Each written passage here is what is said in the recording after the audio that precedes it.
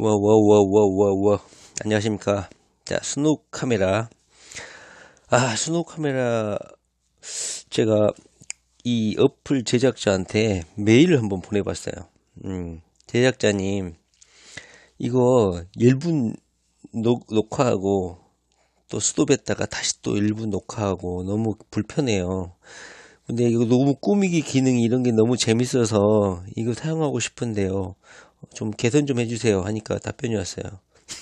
뭐라고? 제작자가 뭐라고 왔냐면 1분 이상으로 자기들이 제작을 해봤더니 발열 증세가 심해가지고 스마트폰이나 이런 기기가 손상될 우려가 있어서 장시간 녹화를 할 수 없습니다. 그러나 프로그래머들과 이 어플 제작 전문가들한테 이것을 개선을 해보도록 하겠습니다. 이렇게 의견을 수용을 했습니다. 자, 이런 어플 제작 하나도 소비자들의 의견을 반영해 가지고 뭐 개선을 당장 하지는 못하더라도 어떤 이런 소비자들이 이런 불편함이 있구나 하면서 의견을 받아들이려고 이건 창구를 열어놓고 있죠. 현재 뭐 우리 대한민국 같은 경우는 국민들의 여론 수렴에 창구를 마련해 두고 있죠. 그게 이제 국민청원이라고 하는 제도고요. 그런 국민청원에 어찌 보면 옛날에 조선시대나 뭐 이런 옛날 시대에 신문고 역할을 하는 것이죠. 뭐 억울한 일이라든가 사회적 이슈가 되는 일들을 좀 해결해 달라. 최고의 권력, 이런 여러 가지 행정 절차를 거치거나 이런 여러 가지 번잡한 절차를 거치면 실제적으로 서민들이나 약자들이 권리 구제를 받는 경우는 거의 힘들다고 봐야죠. 그런 의미에서 이런 국민청원이라든가 이런 신문고 비슷한 직접 권력, 최고 권력자의 귀에 들어갈 수 있는 이런 소원 신문고, 그러니까 이런 억울한 점을 호소할 수 있는 창구가 있다는 것은 그나마 기존 정권하고 다른, 예를 들면 뭐 이명박 박근혜 시절에 뭐 있긴 있었겠죠, 뭐 민원 창구가. 그런데 이렇게 인기를 끌면서 대중적으로 국민들의 의견을 수렴하는 창구는 문재인 정부가 최초로 시도한 거라고 할 수 있죠. 그런데 요 며칠간 우리한테 약간 문재인 대통령한테 서운한 점이 있었죠. 그게 뭐였습니까? 바로 김용균 씨죠. 이게 재하청. 물론 제가 오늘 이야기하려고 하는 거는 뭐 이건 아니지만, 오늘 그 크리스마스 이브, 내일은 성탄절이잖아요. 12월 25일. 오늘 12월 24일 크리스마스 이브인데, 문재인 대통령은 오늘 어떻게 했을까요? 맞아요. 오늘 연가를 냈어요. 연휴라는 거죠, 연휴. 24일 크리스마스 이브부터 성탄절까지 연가를 써서 휴가를 가겠다는 거야. 물론 뭐 문재인 대통령이 주창한 게 뭐 휴식을 취하면서 일을 해라 하자, 이런 주의는 제가 충분히 이해는 해요. 그러나 물론 이건 있었어요. 이명박 같은 경우는 쉬지 않고 일을 했었다고 자기가 광고를 했었어요. 뭐 그때 뭐 국정농단이라든가 이명박 재판 때 증인들 중에는 이명박이가 잠을 안 자고 청와대에 엄청나게 빨리 출근했다고, 그렇게 부지런한 사람 처음 봤다고 이렇게 말한 적도 있었어요. 물론 이명박이는 뇌물 헤쳐먹고 돈 헤쳐먹는데 그렇게 부지런했는지는 잘 모르겠어요. 그러나 부지런했다는 거죠. 물론 양면은 있어요.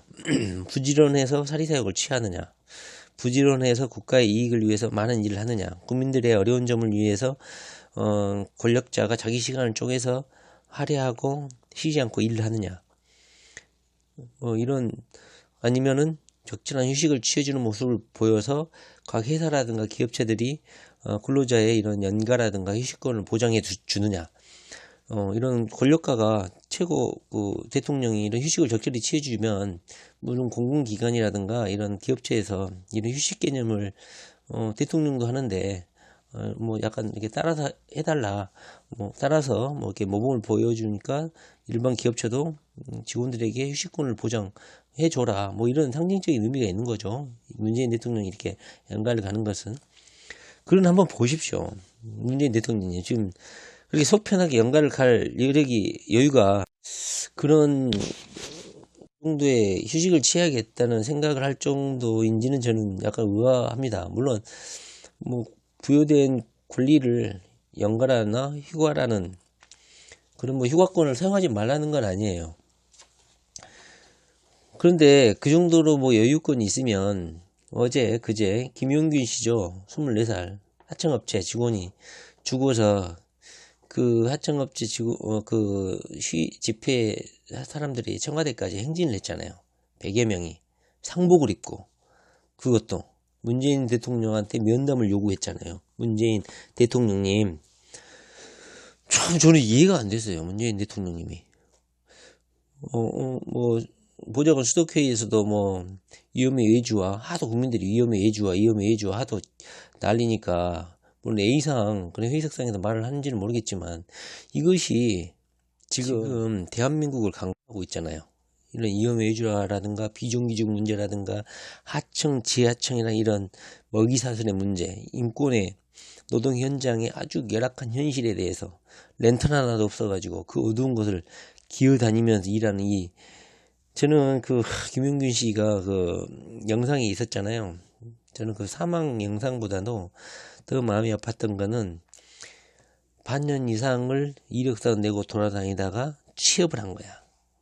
면접 복장인지는 모르겠는데 약간 마른 얼굴인데 어색하게 양복을 입고 삐죽삐죽하면서 엄마가 그 사진을 찍었는지 영상을 찍었는지 모르겠는데 한번 입어보지도 못할 그 이후로는 뭐 석탄가루나 그런 작업복을 입었지만 면접 그 장소에서는 양복을 입고 갔잖아요. 그 양복을 입은 모습이 어색해하면서 그 수줍어하는 모습이 저나 여러분들의 그 20대 대학을 갓 졸업하고 또는 대학을 안 간 고등학교 졸업생들 같은 경우는 바로 산업 현장이라든가 취업 현장에 뛰어들었던 분들은 아마 그때의 기억들을 했을 거예요. 양복을 입고 어색한 그 복장. 저는 김용균 씨의 그 모습이 사망 현장의 그 참혹한 현장보다도 그게 너무나 더 마음이 저렸어요. 왜냐면 모두가 공유하는 경험이니까. 근데 참 그렇게 비참하게 죽었는데 그 이후로 이제 우리 대한민국을 강타했죠. 이 위험의 외주화라는 문제. 그래서 이 사회적 이슈가 돼 있고 모든 사람들이 공분하고 이 정규직 문제, 특히 공공기관 전기를 생산하거나 이런 국민들의 생활에 필요한 필수재 이런 거를 생산하는데 동원되는 이런 가장 위험한 업무에 투입되는 사람들이 하청과 지하청을 거쳐서 가장 열악한 환경에서 일을 하고 있다는 것이죠. 그러면서 결국은 죽었어. 그것도 그 서부발전인가요?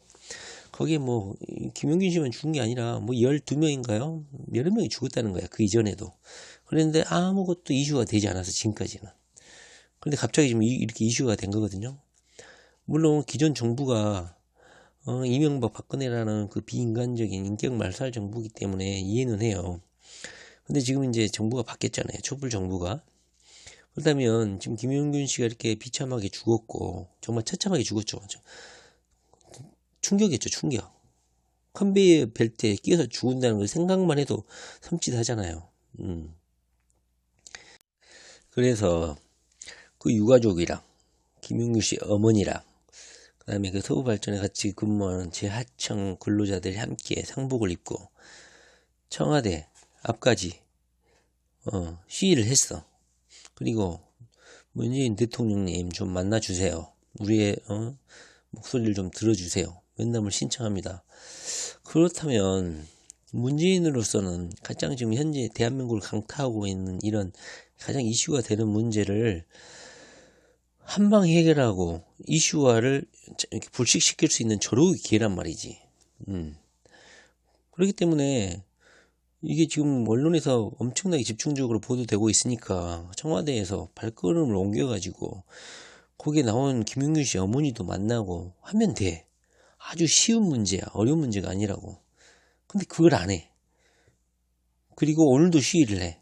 근데 오늘도 시위를 하고 그 장례식을 지내고 나서 그 분노가 아직도 사귀지 않는 상황인데, 문재인 오늘 연가 내고 성탄절 이브랑 연휴를 간다는 거야. 소갈머리가 없는 것인지 개념이 없는 것인지 약간 걱정이 될 정도야. 그 정도의 시간 여력이 있다면, 그런 정도의 휴가를 취할 그런 정신적인 공백이 있다면 김용균 씨 한번 만나라고. 이 사람아, 참 이해가 안 되네. 만나가지고 예전에 그랬잖아요. 광화문에 가가지고 맥주 파티도 하고 했잖아요. 시간 내가지고 퇴근하면서. 그런 개념으로 만나도, 그런 개념으로, 물론 그런 마음 자세로 만나면 안 되겠지만, 지금 사회적으로 시끄럽고 이런 문제에 대해서, 위험의 외주화의 문제, 이런 문재인 대통령이 처음에 취임하자마자 며칠 후에, 제 기억에도 남는데, 그 인천공항을 방문해가지고 비정규직 문제를 뭐 해결을 하겠다. 뭐 야심차게 출발했잖아요. 그런데 왜 지금 1년이 지났을 때는 그 초심이 어그러졌는지 상당히 궁금하지 않을 수 없습니다. 그런 의지를 가장 효율적으로 발현할 수 있는 기회가 바로 이 김용균 씨, 이 상복을 입고 그 100여 명의 그 김용균 씨 동료들이 청와대까지 행진해서 사랑채 앞까지 가가지고 문재인 대통령님 좀 면담 좀 합시다, 이야기 좀 합시다 할 때 나와서 이야기한다면, 공항공사 가서 뭐 뻔듯하게 뭐 뻗하고 안 나서 그런 것인가요? 당연히 만나야죠. 맥주 파티 하듯이 만나야 된다는 것이죠. 대통령의 권한이 중요한 게 이런 거예요. 대통령의 한마디면, 대통령의 의지력 한마디면 쉽게 할 수 있는 일들이 너무 많아요. 할 수 있다는 거야. 이재명 도지사가 그래서 대단한 거야. 자기에게 주어진 권력이 있는 거야. 이 권력을 자기 죄에서 치부를 하거나 사리사욕을 취하거나 그러면 심각한 문제죠. 권력이 주어졌을 때. 그러나 이 권력을 일을 하는데 사용하려고 한다면은 이것처럼 멋있는 일이 없는 것이죠. 이재명 도지사가 주창하는 게 그거 아니야. 나에게 일할 권력을 주라. 일을 할 수 있는 권한을 주라. 지금 문재인 대통령은 일을 할 수 있는 막강한 권한을 가지고 있다는 거죠. 이 비정규직 문제, 물론 제 주변에서도 공공분야, 특히 비정규직, 교육기관 또는 공공기관 이런 부분에서 점진적으로 점진적으로 이렇게 정규직화가 조금이나마 이렇게 진전되고 있지만, 아직도 그냥 뭐 인천공항 그 사례 하나만 뭐 상징적으로 나와 있고, 대부분의 아직 그 많은 부분에서는 정규직화가 근원적인 해결 방법인 것이죠. 예, 정규직화가. IMF 시절 이전에는 이런 비정규직화라든가 파견법이라든가 이런 단어가 존재하지 않았었던 것 같아요. 제 기억에도. 근데 그 이후로 거의 뭐 일상화가 돼버렸죠. 이런 파견이라든가 하청, 재하청 이런 비정규직화가 거의 뭐 일상 용어가 돼버렸고, 이번 그 김용균 씨 사건도 뭐 12건이나 사망사고가 발생했음에도 불구하고 그 회사는 뭐 무죄로 뭐 상여금까지 뭐 몇천억, 몇억씩 이렇게 받았다는 거 아닙니까? 더 이상 문재인 대통령은 이 김용균 씨 사건을 봤을 때 도대체 우리 사회의 문제가 뭔지를 알았잖아요. 그럼 이것을 회피하지 말고 정부 자체적인 법안을 내든지, 아니면 당대표, 이해찬 대표를 만나가지고 산업안전보건법 이런 단순한 개정, 이 정도 수준으로 가지고는 절대 이 문제를 해결할 수 없다는 게 모든 사람들의 의견이잖아요. 그 자체만으로 우리 산업안전재보건법인가요? 그 법 자체는 제가 보기에는 완벽한 것 같아요. 잘 돼 있어요. 단지 그것을 정확히 준수하지도 않고 고용주 입장 대변하는 법안이라는 거죠. 가장 근본적인 문제점은. 따라서 문재인 정부는 근본적인 문제는 예전에는 존재하지 않았던 이런 하청, 지하청의 문제, 이 문제를 해결해야 된다는 거야. 그래서 정부 자체하는 법안을 내가지고 여당 원내대표라든가, 그 다음에 뭐 바미당이라든가 이런 대표들을 청와대 자체 법안을 제출을 해서 비정규직이 근본적으로 해결될 수 있는 방안, 그리고 비정규직을 반드시 써야 되는 부분이 분명히 있죠. 우리 산업 부분에서는. 그리고 기업체에서도 노동위원회라는 그런 어떤 특화된 부분에서는 이런 부분이 또 필요해요.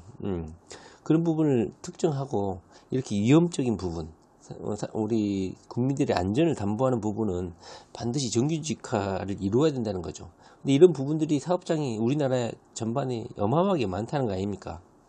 이런 국민의 생명과 안전을 담보하고 있는 이런 위험 요소가 있는 부분이 오히려 하청, 지하청을 거침으로써 오히려 국민 안전에도 안 좋고 거기서 일을 하고 있는 하청 노동자들의 인권이라든가 급여라든가 노동 안전 분야도 담보되지 못하고 있다는 거야.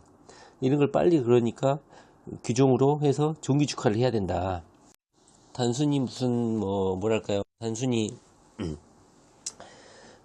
그냥 법안을 산업재 안전보건 산업안전 이런 법을 개정해가지고 해결될 문제는 아니라는 것이잖아요.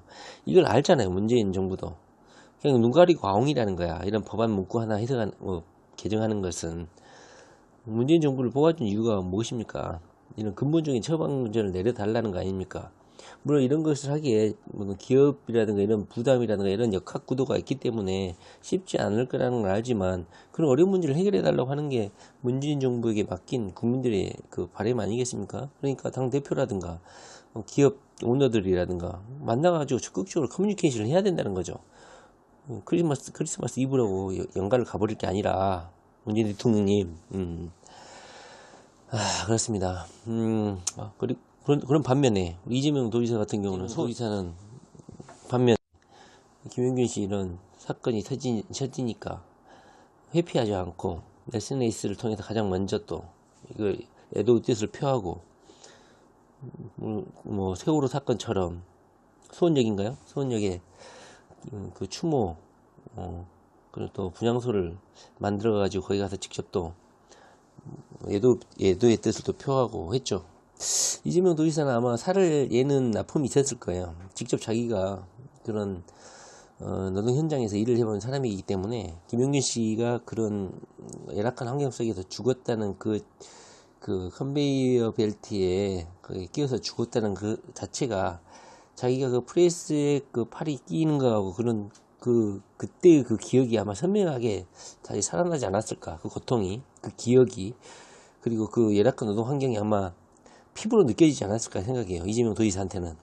이재명 도지사가 이렇게 회피하지 않고 수원역에 이렇게 분향소를 차려주고 그리고 애도협회를 직접 가가지고 유가족이라든가 그 같은 직장 동료들을 위로해주는 모습은 그나마 여러 그 정치인들의 비교되는 모습이었죠. 정치인들이 이해찬 대표가 그 서부발전인가요? 거기 갔을 때 청소 다 해버리고 물 청소까지 했다잖아요. 그리고 죽고 난 그 시체를 아직 치우지도 않았는데 공장을 가동한다든가 이런 비인간적인 것들이 일상화가 돼 있는 거야. 아주 자연스러운 거야. 이 참혹한 현재 이 상황, 노동 현황을 문재인 정부가 안다면 이거를 결코 회피해서는 안 된다고 저는 생각하거든요. 문재인 대통령님. 크리스마스 이브 연가 갈 때가 아니라는 거예요. 물론 가도 되는데 타이밍이 적절하지 않다는 겁니다. 이재명 도지사가 그나마 지방자치단체장 중에서 그나마 이게 분향소, 김용균 씨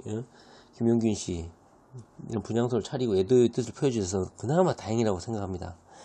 자, 문재인 대통령은 도대체 근본 원인이 뭔지를 알잖아요. 그걸 회피하시지 말라는 거야.